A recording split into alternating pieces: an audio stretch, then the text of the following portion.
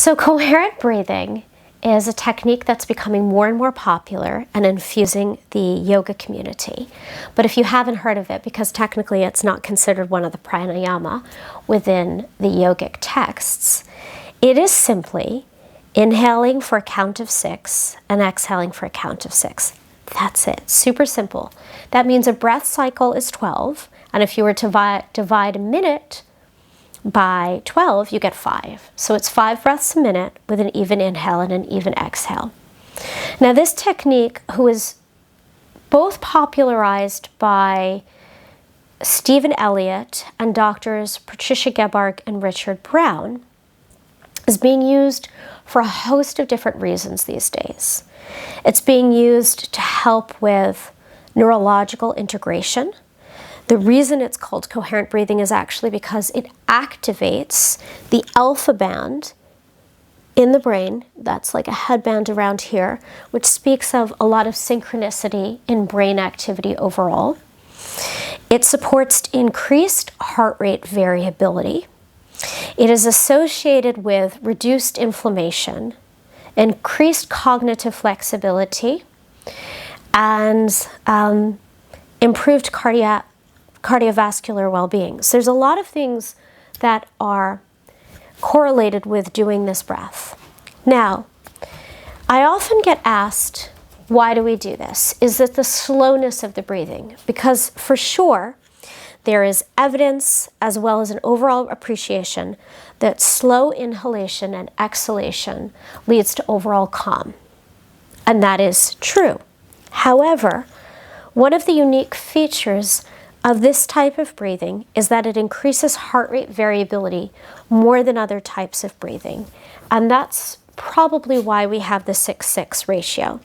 So just to very briefly describe heart rate variability, we have this intrinsic beating of the heart that is occurring without any external influences, right? Your heart cells, your cardiomyocytes rather, they beat at their own rhythm. Then you have the sinoatrial node, which is sending like a pacemaker, a rhythm throughout the heart, causing a certain level of beat.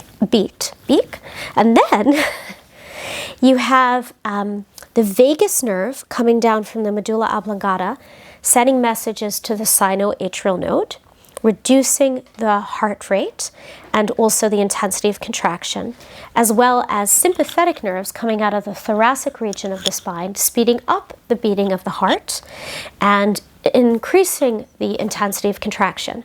So you have what's going on in the heart on its own, and then you have these two external factors leading to variability, right?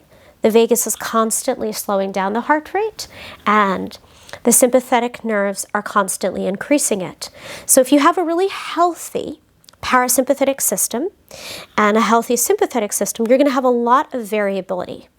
Now, when we breathe, the vagus actually increases its firing down to the heart on the exhalation. So having a long exhalation like 6 seconds supports that even greater lowering of the heart rate, and the long inhalation supports the increase. Again, great variability. But then the question emerges, well, Heather, shouldn't I then breathe at 10-10? Wouldn't that have even a more marked effect? And the answer is no, because what's unique about this 6-6 rhythm is you have this other mechanism. It's called your Barrow reflex. And it's a way by which you are able moment by moment to modulate your blood pressure. You have these special Barrow receptors or pressure receptors in the aortic arch, which pick up how much blood is being pressed into the aorta, a sign of blood pressure. And if the blood pressure is too high, just lowers it a little bit. Just like that. And this is happening all the time. For some reason, when we breathe at 6-6, heart rate variability and the Barrow reflex connect up and link. And the effect is like, imagine a gong, right? So heart rate variability is like that sound that resonates when the mallet hits the gong, and there's this big reverberation. That's your heart rate variability. Now, if you hit it again, there'll be cacophony and the whole thing will be kind of screwed up. The sound will be interrupted.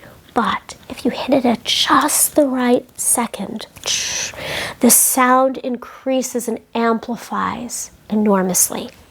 And at 6/6, what happens is that baroreflex sensitivity is like that extra perfect mallet, causing this huge increase in heart rate variability.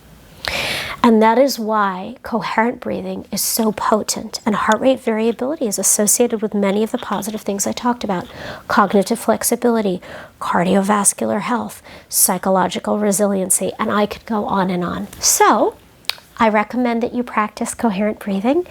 And if you'd like some more information, you can go to the Minded Institute YouTube channel, where I'm teaching a lot of coherent breathing practices.